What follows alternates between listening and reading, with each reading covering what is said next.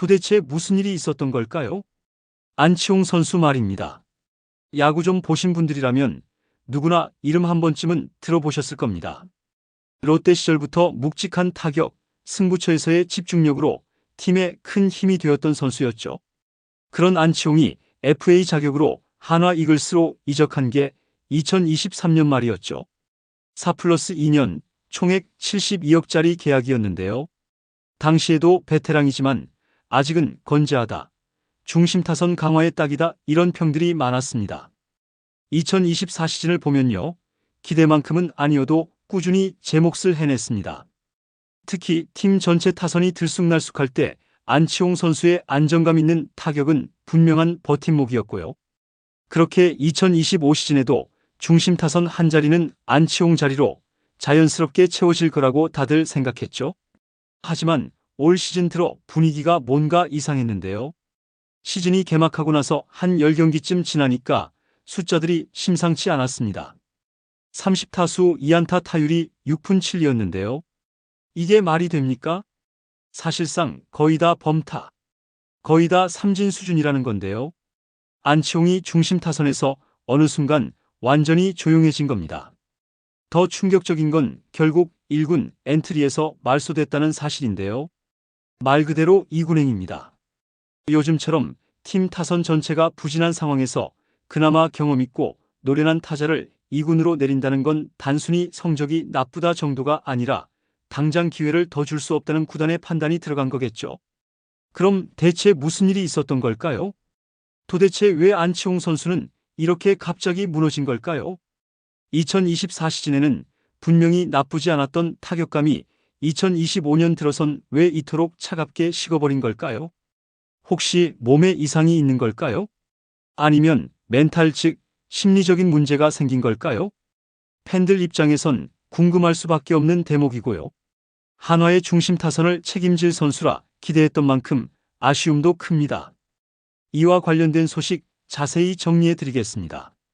시청하시기 전에 구독과 좋아요 눌러주시면 영상을 만드는 데 많은 힘이 됩니다.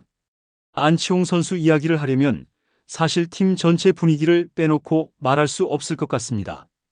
그냥 혼자만 부진한 게 아니거든요. 2024 시즌을 잠깐 떠올려 볼까요?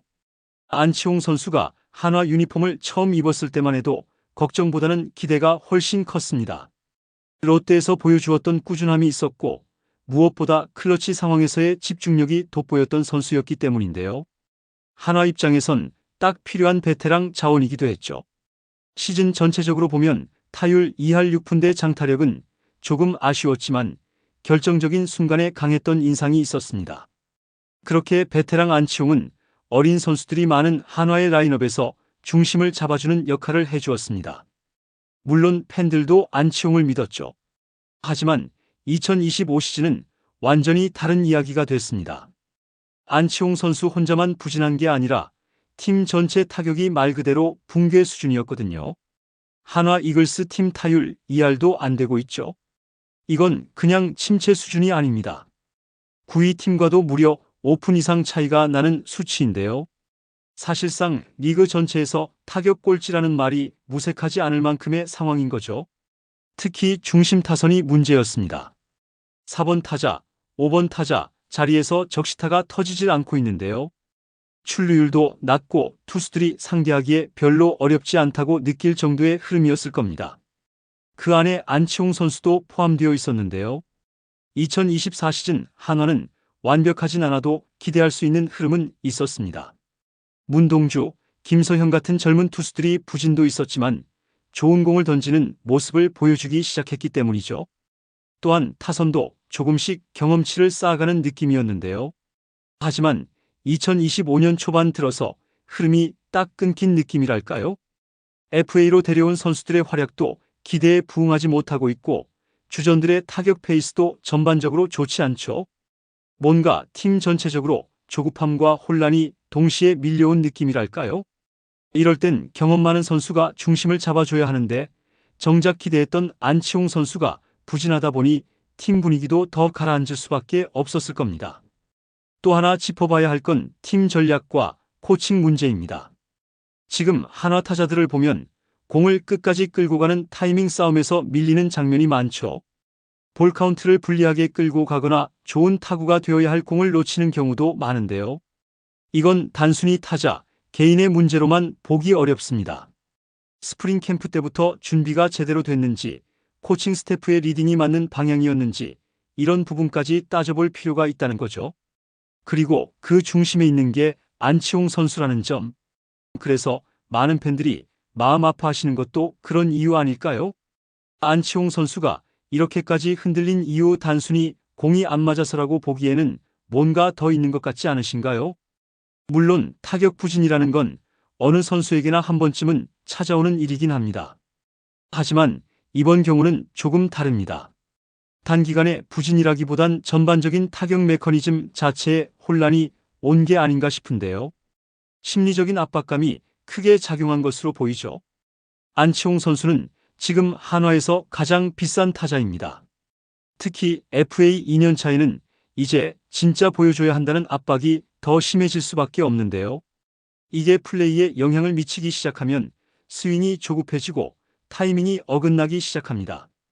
그리고 이것이 반복되면 슬럼프가 장기화되는 거죠. 그리고 상대 투수들의 분석과 대응이라고 볼 수 있죠. 2024 시즌 안치홍 선수는 코스별 공략이 비교적 균형 잡혀 있었는데요. 하지만 2025 시즌 들어 상대 투수들이 변하고 유인 패턴을 더 적극적으로 활용하는 모습이 보입니다. 아마도 분석 리포트를 통해 약점을 파고든 거겠죠.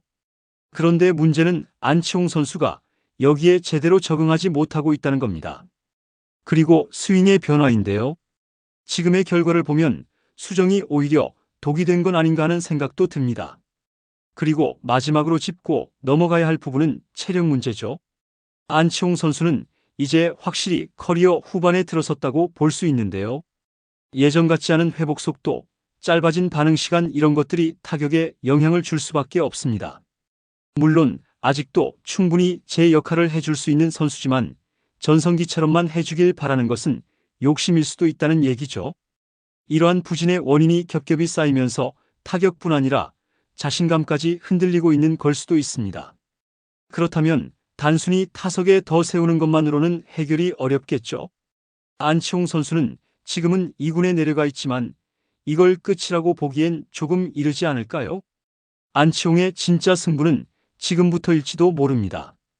조용히, 묵묵히 다시 올라올 그날을 준비하고 있을 그를 조금만 더 기다려줘도 되지 않을까요? 여러분이 기억하는 안치홍 선수의 가장 인상 깊었던 순간은 언제였나요? 댓글로 여러분의 의견을 알려주세요. 영상을 시청해주셔서 대단히 감사드리며 선수들의 소식을 계속 듣고 싶으시다면 구독과 좋아요를 부탁드립니다.